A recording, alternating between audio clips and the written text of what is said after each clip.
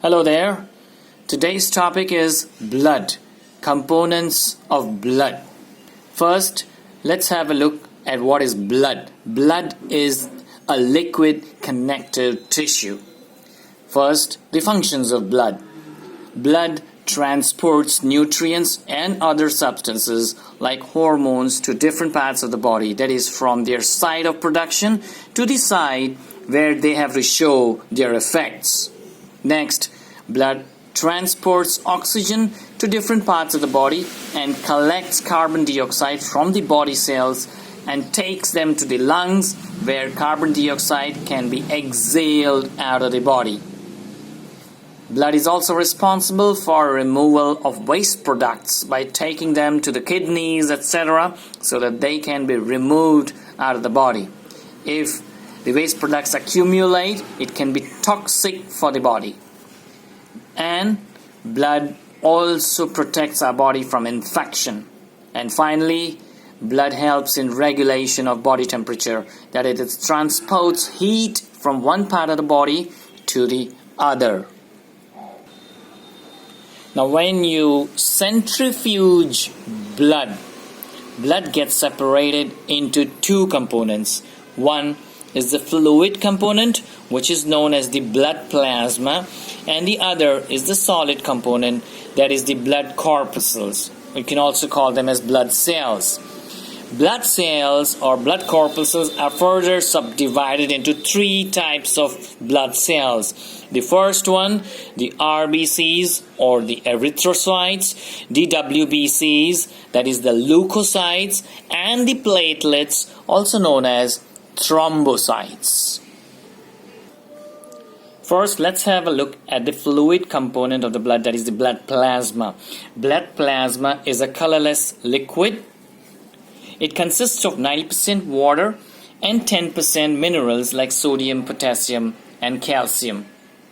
It also contains dissolved food, waste products, and other substances like hormones, amino acids, etc. Now let's take a look at the solid components of the blood cells. The first one is the RBC or the erythrocytes.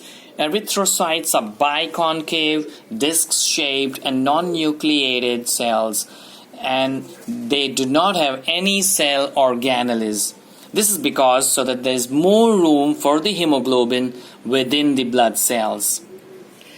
There is the presence of a red pigment called hemoglobin, which has the main component as Fe or iron.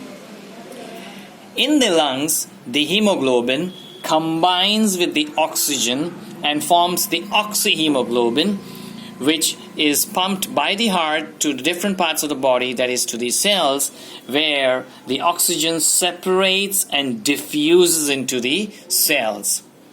The site of production for the erythrocytes is a soft tissue within the bones, which is known as the bone marrow. And each RBC has a lifespan of approximately 120 days. This is how an RBC looks like. It's a biconcave, concave from both sides of the cell. Now a couple of important tidbits as far as RBCs are concerned. The ratio of the surface area to the volume of the RBCs is large. Can you tell me why? Well, the reason is to help diffusion of gases faster, so that the gas can diffuse in and out of it at a faster rate. Another thing is the RBCs are small in size and they are highly flexible. Can you tell me why? I'll tell you. It's to facilitate easy movement. That is, they can move through the finest of capillaries and come very near to the cells of the body for exchange of gases. The next is WBC or leukocytes. These are colorless cells and they exhibit amoeboid movement. Can you tell me why? So that they can squeeze out of a blood vessel if it senses a foreign intruder like bacteria in the blood. In short, you can say they are responsible for warding off infection. And now the last of the solid components, that is the platelets, also known as the thrombocytes. These are the smallest of blood cells. They are basically responsible for the defense mechanism. That is, they help in the clotting of blood. And you must have noticed that when you get injured, after some time, blood stops oozing out of the wound after some time. That is due to these platelets.